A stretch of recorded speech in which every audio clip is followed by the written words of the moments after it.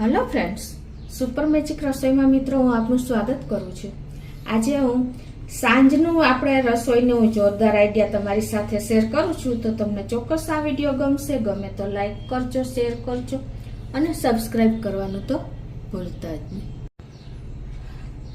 તો મિત્રો, સાંજનો રસોઈ આ તમે બપોરે પણ બનાવી શકો છો. જે છે આપણે અમૃતસરી પનીર ભુરજી.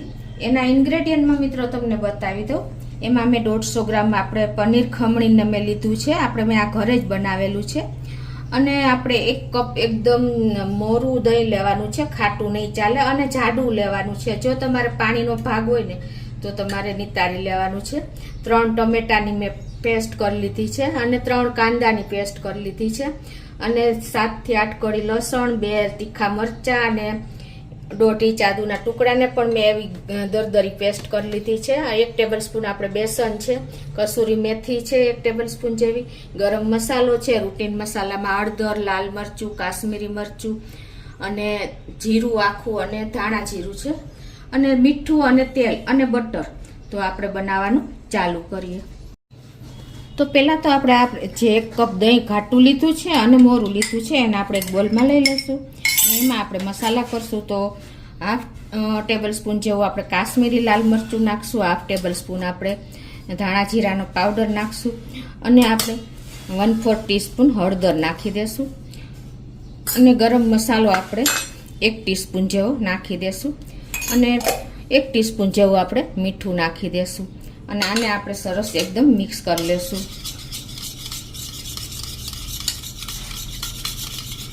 આ રીતે મિક્સ કર્યા પછી હવે આને આપણે સાઈડ ઉપર રાખી દેશું. અને હવે આપણે આગળની પ્રોસિજરમાં ગેસ ઓન કરીને 2 ટેબલ સ્પૂન જેવું આપણે તેલ મૂકી દેશું, અને આ તેલને આપણે ગરમ થવા દેશું. તો આપણું તેલ પણ ગરમ થઈ ગયું છે. તો એમાં આપણે 1 ટેબલ સ્પૂન જેવું બેસન નાખી દેશું, અને એને આપણે આ રીતે કન્ટિન્યુ હલાવતા સ્લો ટુ મીડિયમ ફ્લેમ ઉપર શેકી લેશું. એકદમ બ્રાઉન કલરનું થાય અને સ્મેલ આવે ને ત્યાં સુધી આપણે આને શેકવાનું છે. આ રીતે કન્ટિન્યુ આપણે જો એકદમ બ્રાઉન કલર આવશે ને ત્યાં સુધી શેકી લેશું. તો જો આ રીતે આપણે એકદમ સરસ બ્રાઉન કલર આવી ગયો છે, અને અત્યારે એની સ્મેલ પણ બહુ સરસ આવી રહી છે. તો હવે આપણે ગેસની ફ્લેમ બંધ કરી દેશું, અને હવે આમાં જ આપણે જે 1 ટેબલ સ્પૂન જેવી કસૂરી મેથી લીધી છે એને નાખી દેશું. તમે કસૂરી મેથીનો પાવડર પણ નાખી શકો છો, પણ અત્યારે હું આ રીતે મસરીને હાથેથી નાખ્યું છે. અને એને આપણે ગેસની ફ્લેમ બંધ ગેસ ફ્લેમે જ આપણે આને ગરમ છે તો શેકી લેશું. આ રીતે કન્ટિન્યુ આપણે એને શેકાઈ જાય ને રોસ્ટ થઈ જાય ત્યાં સુધી આપણે આને ચલાવતા રહેશું. તો આ રીતે જો આપણે મેથી પણ સરસ રોસ્ટ થઈ ગઈ છે. તો હવે આપણે આ સ્ટેજે આપણે 1 ટીસ્પૂન જેવું કાશ્મીરી લાલ મરચું નાખી દેશું. તમે ખાસ નોટ કરજો કે આપણે આ બધી પ્રોસિજર બંધ ગેસે જ કરી રહ્યા છીએ. અને હવે આને આપણે આ રીતે હલાવીને એકદમ ઠંડુ થાય ને ત્યાં સુધી આપણે એને આ રીતે ચલાવશું. તો આ જો આપણે એકદમ ઠંડુ થઈ ગયું છે. તો હવે આપણે ઠંડુ થયા પછી જ આપણે જે આ દહીં મિક્સ કર્યું છે ને એમાં નાખી દેશું, અને એને આપણે સરસ દહીંમાં જ મિક્સ કરી લેશું. અને હવે એને આપણે આ રીતે જ દહીંમાં સરસ જો મિક્સ કરી લેશું. તમે ખાસ નોટ કરજો કે આપણું આ મિશ્રણ ઠંડુ થાય પછી જ આપણે દહીંમાં નાખવાનું છે, નહીંતર આપણું દહીં ફાટી જશે.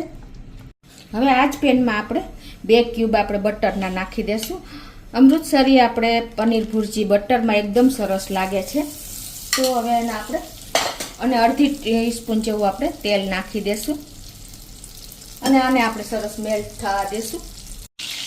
હવે એમાં આપણે મસાલા કરશું. તો 1/2 ટીસ્પૂન જેવું આપણે આખું જીરું નાખી દેશું, અને 1/4 ટીસ્પૂન જેવી આપણે હિંગ નાખી દેશું, અને આને કપલ થવા દેશું આપણે જીરાને આ રીતે.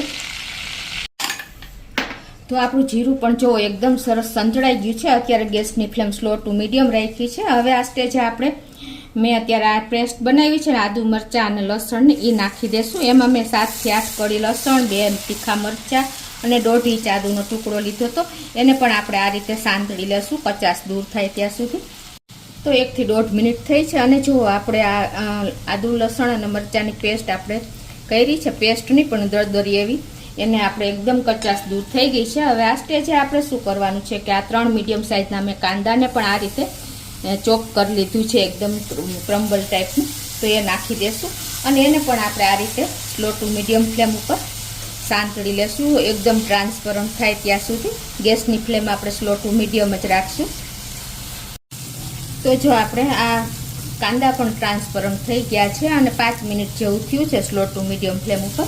અને હવે આ સ્ટેજે આપણે મિત્રો આપણે 3 કાંદા લીધા છે, તો સામે મેં 3 ટમેટાની એકદમ ક્રમ્બલ આ રીતે ચોપર જ કરી લીધું છે એ નાખી દેશું અને એને આપણે સરસ આ રીતે મિક્સ કરી લેશું. ગેસની ફ્લેમ આપણે મીડિયમ જ રાખી છે. અને હવે આમાં આપણે ટેસ્ટ એકોર્ડિંગ અડધી ટીસ્પૂન જેવું અત્યારે મીઠું નાખી દેશું, કેમ કે આપણે ટમેટા જલ્દી કૂક થઈ જાય અને સરસ આપણે ટેસ્ટ આવી જાય. તો હવે આપણે આને ટમેટાને થોડીક ટાઈમ લાગશે, 5 થી 7 મિનિટ જેવો, એટલે એને પણ આપણે ઢાંકીને કૂક થવા દેશું. તો જો આપણે 5 મિનિટ જેવું થયું છે અને એકદમ સરસ આપણે તેલ પણ છૂટું પડી ગયું છે અને આપણા કાંદા ટમેટા પણ સરસ ગ્રેવી કૂક થઈ ગઈ છે, તમે જોઈ શકો છો. જ્યાં સુધી તમારા મસાલા એકદમ સ્લો ટુ મીડિયમ ફ્લેમ ઉપર કૂક ન થાય ને ત્યાં સુધી તમારે બીજું કોઈ આગળ પ્રોસિજર નથી કરવાની. જો પ્રોપર કૂક થશે ને તો જ તમારા એકદમ શાકનો ટેસ્ટ બહુ સરસ આવશે મિત્રો. એટલે તમે આવી નાની નાની બાબત જે બિગનર્સ છે, બેચલર છે ને, એ લોકોએ ખાસ ધ્યાન રાખવા જેવી છે. જો તમે કાચા પાકું પકવીને જલ્દી પ્રોસિજર કરી લેશો ને તો એનો ટેસ્ટ ક્યારેય બહાર જેવો નહીં આવે. તો આ રીતે જો આપણે તેલ પણ છૂટું પડી ગયું છે, ઢાંક્યું હતું એટલે ઝડપથી આપણા ટમેટાનું પણ ક્રમ્બલ કૂક થઈ ગયું છે અને એકદમ સરસ આપણે ટાઈમ પણ નથી લાગ્યો. હવે આ સ્ટેજે આપણે જે આ દહીંનું મિશ્રણ કર્યું છે ને એ આમાં એડ કરી દેશું અને ગેસની ફ્લેમ સ્લો ટુ મીડિયમ જ રાખશું. અને હવે આ મિક્સ કરીને આપણે આ રીતે એને સરસ મિક્સ કરી લેશું અને આપણે આ રીતે એને મિક્સ કર્યા પછી ઢાંકીને આપણે 5 થી 7 મિનિટ આને થવા દેશું, એટલે એકદમ સરસ આપણું દહીં પણ કૂક થઈ જાય.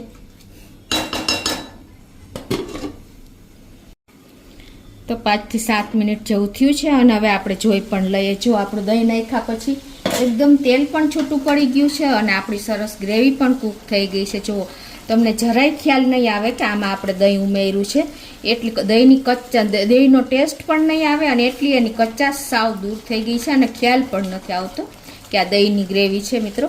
જો એની કન્સિસ્ટન્સી જુઓ. હવે આ સ્ટેજે આપણે ગેસની ફ્લેમ તો સ્લો ટુ મીડિયમ જ છે.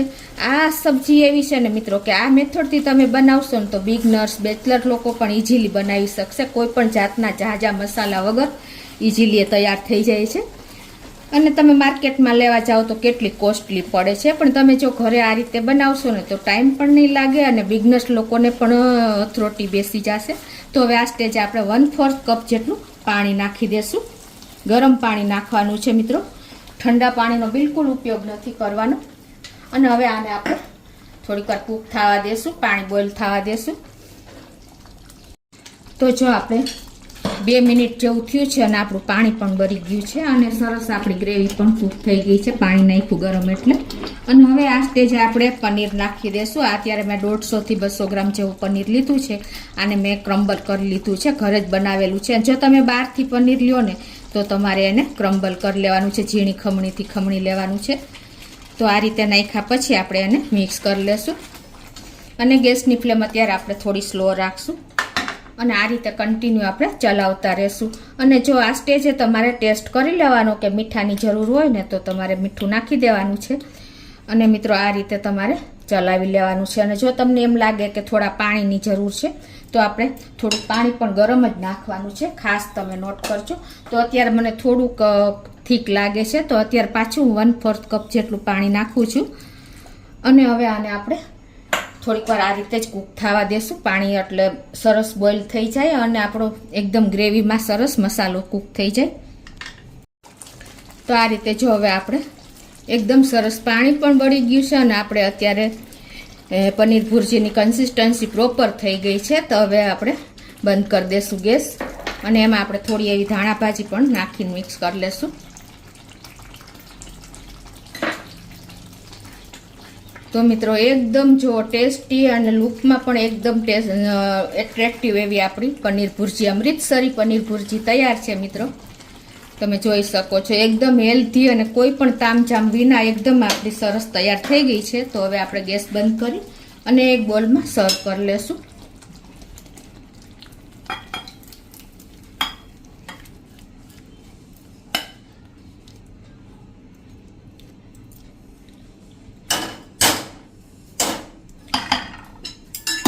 અને ઉપરથી આપણે થોડી એવી ધાણા ભાજી પણ સ્પ્રિંકલ કરી દેશું.